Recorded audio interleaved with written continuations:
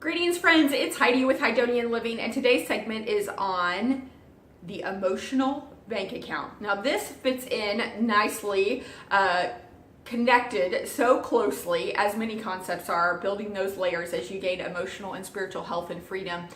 But this is really connected to the segment that I did a few weeks ago about what's the condition of your heart, what's your heart's motivation when you're taking action. Often your emotional bank account can be a big contributor to that. And I alluded to in that segment about how do you operate on overflow all the time rather than going to get versus being overflowing with love and appreciation so that you are working out of overflow. Well, often the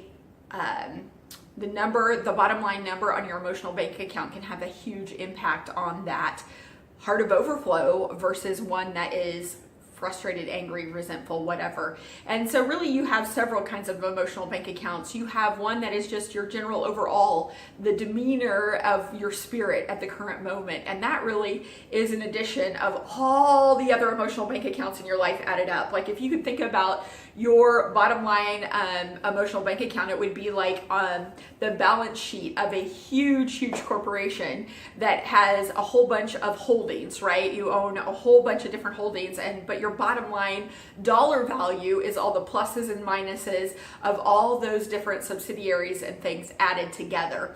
So you have that overall overriding. And so if you have, a whole lot of withdrawals, a whole lot of negatives going on in your emotional bank account, your bottom line number is probably going to be where you tend to be a little bit negative or a little bit overreactive or can be a little bit vengeful or resentful. You tend to, if something happens to you unexpected or out of the blue, or you make a connection or you're just in the moment, when your emotional bank account is negative or overdrawn, you tend to respond in ways that aren't pleasant, right? Aren't pleasant for you, for your health, or for those around you.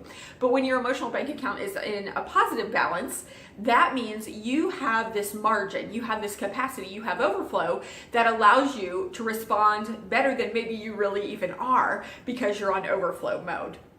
And so, then, you could look at the individual emotional bank accounts, and that would be within relationships. And relationships aren't just person to person.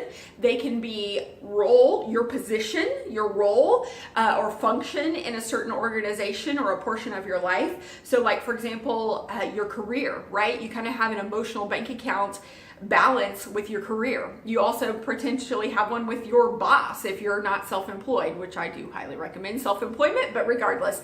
Or maybe you have a place that you serve where you do ministry or volunteer work, and you've got an emotional bank account there with that relationship. And then also the people within that organization. You have an emotional bank account with everyone that you have a relationship with. And in fact, you even have emotional bank accounts with the people that you haven't even met, but you spend time with. Like, for example, some of the people that I listen to on, other YouTube videos or other ministers or speakers or motivational things that I plug into or reading, I have an emotional bank account like with Henry Cloud, who I've never met. Now, he doesn't have one with me, but I have one with him because I love his work, right? So if I were to meet him in person, because I have a huge plus in that account, even though he's never directly made deposits, it's been corollary, right? Because it's been from work that he's done publicly. I would tend to probably give him a lot more grace because I have such a positive in the account because his work has so affected my life. So you see how there's lots of different kinds of emotional bank accounts.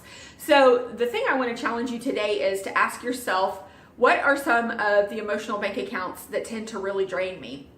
And instead of just blaming the withdrawer, the person who's withdrawing from that account or the situation, thinking about how you can change how you perceive that, the healthy boundaries that you put in place with that, and the things that you communicate through those healthier boundaries so that you can either limit the account withdrawals, close the account, so to speak, or maybe they're withdrawing from you because you are just withdrawing from them and somebody has to stop the crazy cycle, right?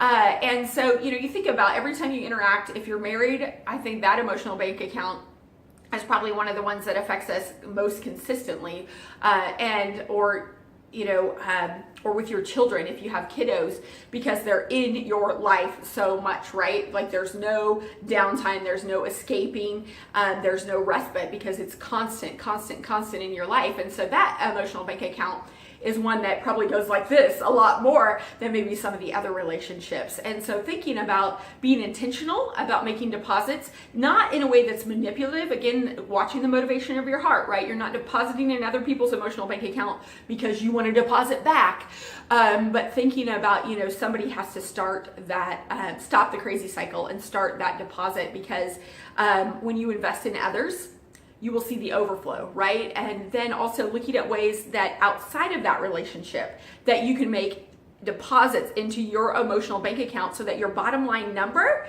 is big enough.